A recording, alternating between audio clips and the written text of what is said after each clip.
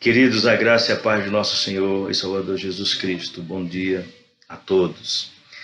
Irmãos, assim, nosso intuito diante desse vídeo de hoje é externar as Sagradas Escrituras, ou aquilo que as Sagradas Escrituras apresentam a nós, povo de Deus. E estarei, nos dias subsequentes, também fazendo um pequeno vídeo de devocional, né? Para que nós possamos meditar na palavra do Senhor, para que nós possamos entender um pouco sobre ou a respeito daquilo que devemos fazer ou devemos entender a respeito daquilo que Deus requer do seu povo. E naturalmente estarei externando o meu devocional, né, que faço diariamente, resumidamente, para que os irmãos também possam desfrutar, né, daquilo que Deus tem me proporcionado e tenho desfrutado e tem sido bênção em minha vida, irmãos. A questão do devocional diário. Né, estarei baseando, né, porque o meu devocional, o nosso devocional está sendo baseado no livro Os Atributos de Deus, de A.W. Pink, né? E hoje nós vamos iniciar. Ontem eu falei, ou no último vídeo eu falei a respeito, né, de um dos atributos de Deus, como a soberania de Deus, né? Mas hoje eu vou falar um pouco sobre a solidão de Deus.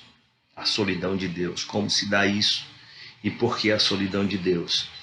E o texto base também será Gênesis, capítulo 1, versículo 1, parte A, quando a palavra de Deus diz: no princípio criou Deus, né?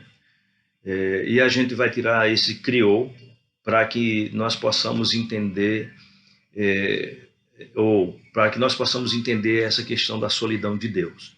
Então, nós vamos tirar a palavra criou e vamos colocar apenas no princípio Deus, certo? É exatamente isso que vai trazer para nós o primeiro capítulo do livro, né? O primeiro título, o primeiro tema. No princípio Deus. Porque se nós partirmos do entendimento que a Bíblia revela o Deus como sendo um Deus eterno, nós vamos compreender que antes da existência do tudo, nada existia, no sentido de que não existia céu ou céus, não existia terra, não existia a natureza, não existia os peixes do mar, não existia os animais silvestres, não existia os animais domésticos, não existia homem e mulher. Nós não existíamos, ou seja, não existia mares, não existia estrela, não existia sol, não existia lua.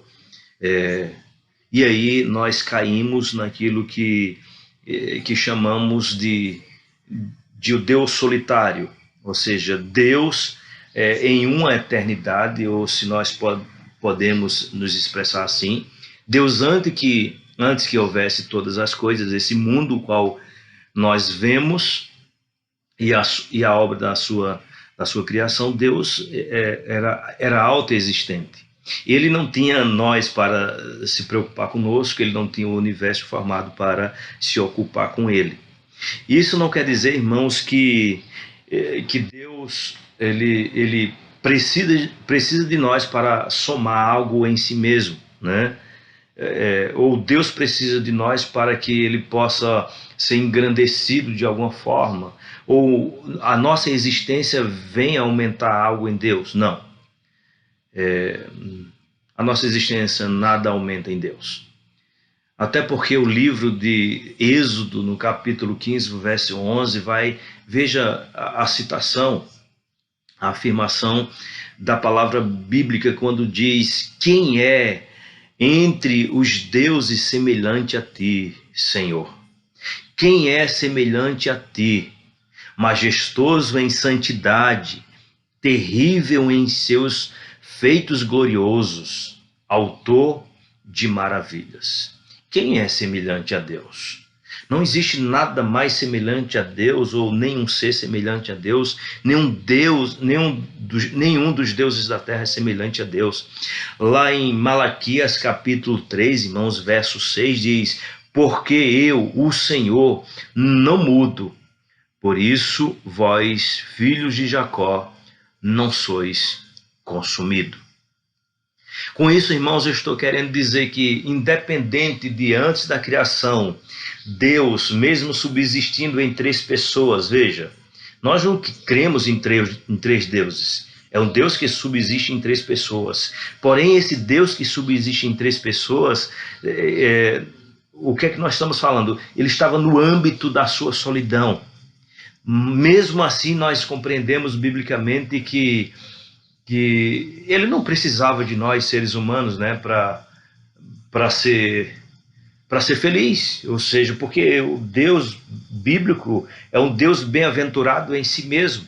É um Deus glorioso em si mesmo, é um Deus majestoso em si mesmo, é um Deus poderoso em si mesmo, é um Deus santo em si mesmo.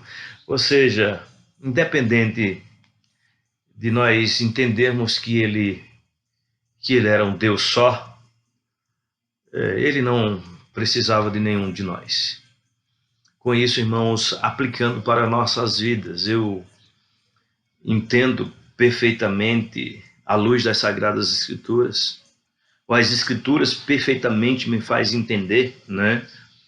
E que, já que Deus não requer nada de nós para que Ele possa ser bem-aventurado em si mesmo, com isso nós também entendemos que nós é que precisamos desse Deus para que nós possamos ser bem-aventurados.